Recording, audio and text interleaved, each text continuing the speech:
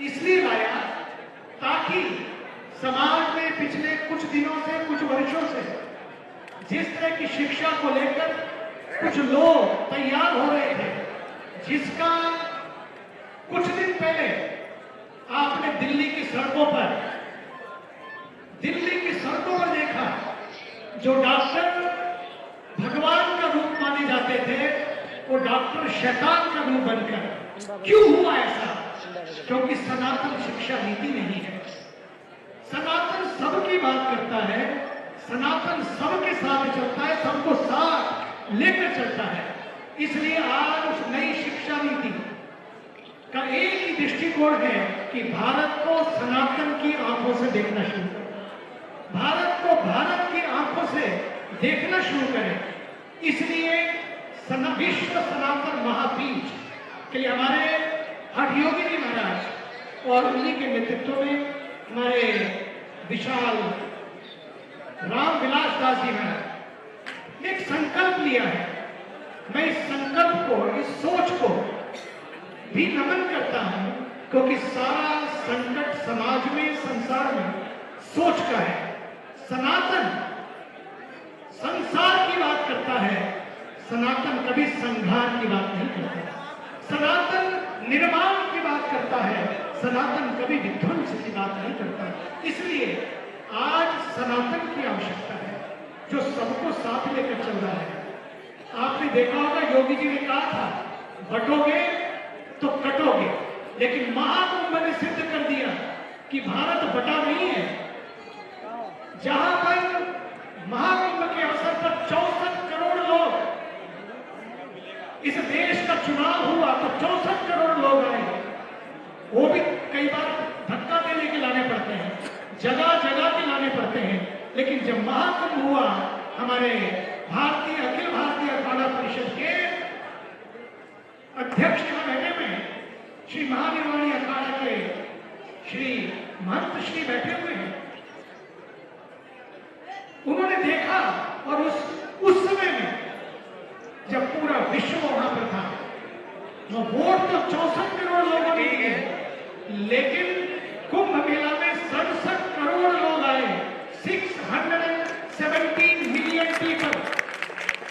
और धक्का लेकर नहीं आए, तो वो कोई भीड़ की यात्रा नहीं थी, वो भाव की यात्रा थी, वो भारत की यात्रा थी, वो महाभारत की नहीं बल्कि महान भारत के दर्शन की यात्रा थी। इसलिए आज जो ये शिला पूजन हुआ है, ये केवल शिला पूजन नहीं, बस भारत के शील का पूजन है। जब तक भारत का शील सुरक्षित रहेगा, भारत सुरक्षित रहेगा।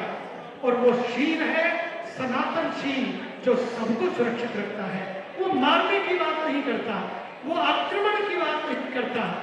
India is not a piece of land, India is a land of peace. कोई आक्रमण नहीं किया, कभी कब्जे नहीं किए। समय की मर्यादा है, इतना ही कहूंगा कि आज सनातन है तो भारत है, भारत है तो सनातन है। इसलिए आज हम सब लोग, जो ये शिला पूजन हुआ है, आज केवल शिला का पूजन नहीं, यदि आप सनातन को सुरक्षित, बात सनातन को सुरक्षित करने की नहीं है, बात अपनों को सुरक्षित, अपने को सुरक्षित करने की है। यदि आप चाहते हैं तो खुद को शिला बनाना होगा, खुद को नीम का पत्थर बनना होगा, खुद को शिला बनाना होगा। शिला पूजन तो हुआ, अब स्वयं को शिला बनाना होगा। तो भारत, महान भारत का ये मंदिर सदा सदा के लिए खड़ा रहेगा, और वो एक उद्घोष करता रहेगा, वसुधैव कुटुंबकम का। हम एक थे, एक हैं और एक रहेंगे। इसके लिए जोरदार तालियों से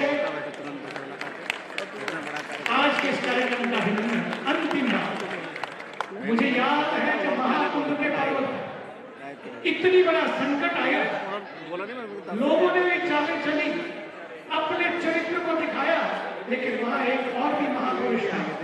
उस संकट की घड़ी में जब आह्वान हो गया नो और स्नान, उस समय हमारे अखाड़ा, भारतीय अखाड़ा परिषद के अखिल भारतीय अखाड़ा परिषद के अध्यक्ष महंत श्री रविंद्र पुरी जी महाराज ने खड़े होकर कहा, स्नान होगा लेकिन पहले भक्तों का स्नान होगा, हम तो बाद में भी कर लेंगे। संत तो समाज के लिए है, संत तो सबके लिए है, और उन सभी के लिए, उन सभी को परमार्थ निकेतन के उस परमार्थ त्रिवेणी पुष्पित संगम के तट पर वहां पर सबको श्रद्धांजलि दी गई, और वो पूरा का पूरा कार्यक्रम श्रद्धांजलि सभा में बदल गया। और उसके बाद जो शांति हुई, उसके बाद जो लोगों ने एक संदेश दिया, और वो संदेश आज मैं देख रहा हूं पूरे विश्व तक पहुंचा है।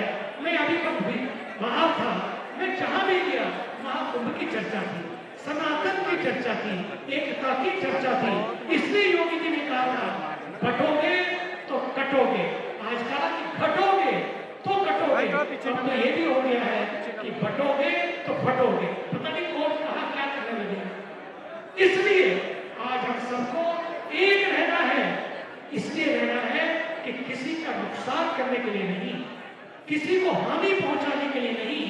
सनातन नफरत नहीं सिखाता, सनातन तो प्यार की बात करता है, सत्य प्रेम करुणा की बात करता है। इस शिला महोत्सव पूजन से आज यही संकल्प लेकर जाएंगे, इस देश में नहीं पूरे विश्व में सत्य प्रेम और करुणा की धारा बहती रही, बहती रहे और बहती रहेगी।